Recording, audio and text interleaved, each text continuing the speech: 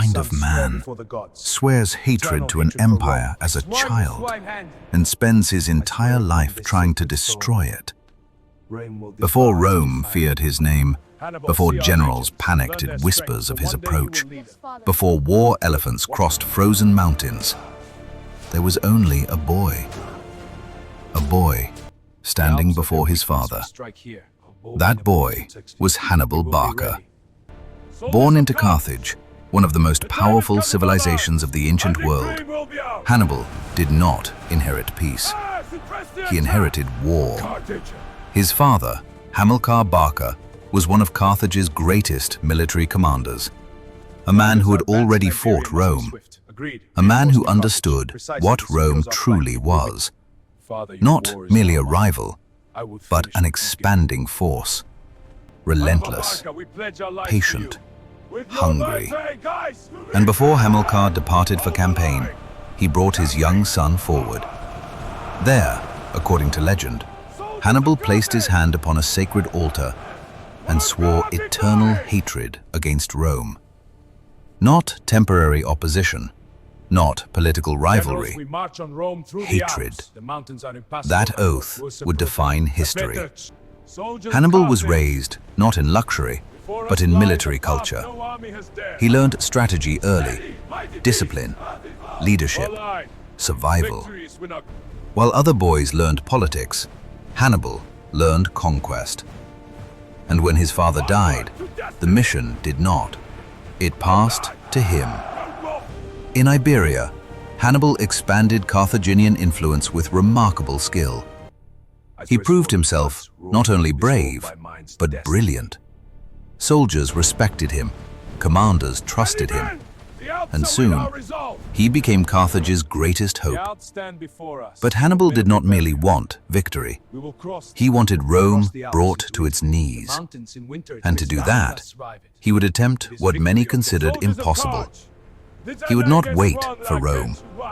He would bring war directly to them, not by sea, but by land, across impossible terrain, through enemy territory, over mountains no army was expected to survive, the Alps. And with that decision, history changed forever. To defeat Rome, Hannibal understood something critical. He could not fight predictably. Rome expected conventional war, so Hannibal chose the unimaginable. With tens of thousands of soldiers, cavalry, supplies, and war elephants, he began one of the boldest military campaigns in history. The journey through Iberia was only the beginning. He crossed rivers, battled hostile tribes, managed fragile alliances, and still pressed forward. Every mile increased danger. Every victory demanded sacrifice. But nothing compared to what awaited. The Alps, towering, frozen, deadly. For most armies, they were an impenetrable barrier. For Hannibal, they were opportunity. Snowstorms ravaged his forces. Narrow passes killed men and animals alike. Enemy ambushes struck from above. Supplies dwindled, morale shattered, and yet Hannibal endured. Not because the journey was survivable, but because failure was unacceptable. He inspired exhausted soldiers to continue. He adapted constantly. He turned impossible movement into strategic surprise. And when Hannibal finally descended from the Alps into Italy, Rome was stunned. This was not supposed to happen. No enemy should have survived that crossing. No commander should have dared it. But Hannibal had. Though he lost many men, he had gained something even more powerful: psychological dominance. Rome now faced not merely an invading general, but a military genius willing to challenge nature itself. And this was only the beginning. Once in Italy, Hannibal moved quickly, decisively, brilliantly. Roman confidence soon became fear. At battles like Trebia and Lake Trasimene, Hannibal shattered Roman armies through superior tactics, ambushes, terrain manipulation, timing. He consistently outthought larger forces. But his masterpiece came at Cannae. In 216 BCE, Rome assembled one of the largest armies it had ever fielded. They believed overwhelming force would finally crush Hannibal. Instead, they walked into one of history's greatest tactical disasters. Hannibal deliberately allowed his center to bend. Roman forces pushed inward, believing victory was near. But this was illusion. His flanks held, then closed.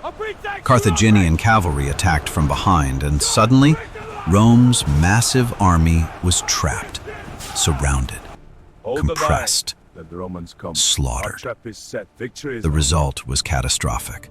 Tens of thousands of Roman soldiers died. Entire leadership structures collapsed.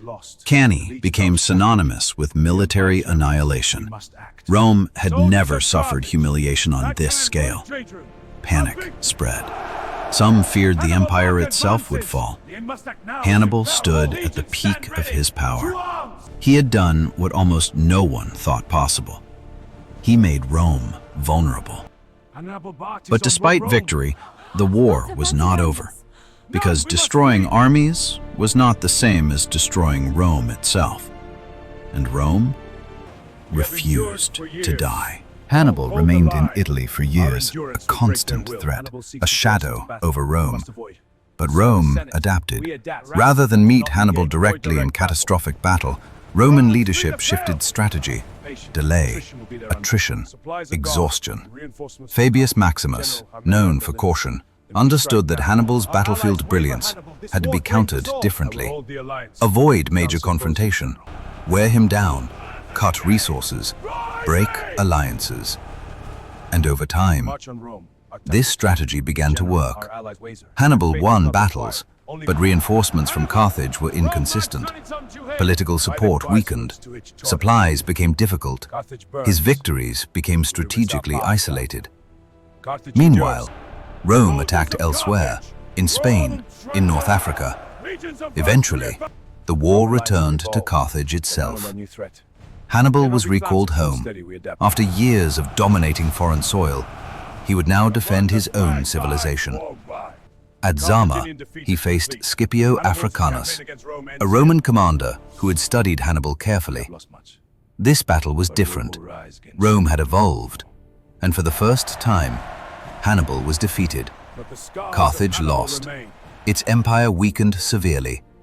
And though Hannibal survived, his dream of destroying Rome had failed. Defeat did not erase Hannibal, because some men transcend outcomes. Even after Carthage's decline, Rome never forgot him. Roman parents reportedly warned children, "Hannibal is at the gates." His name became fear itself, not because he conquered Rome, but because he came closer than almost anyone.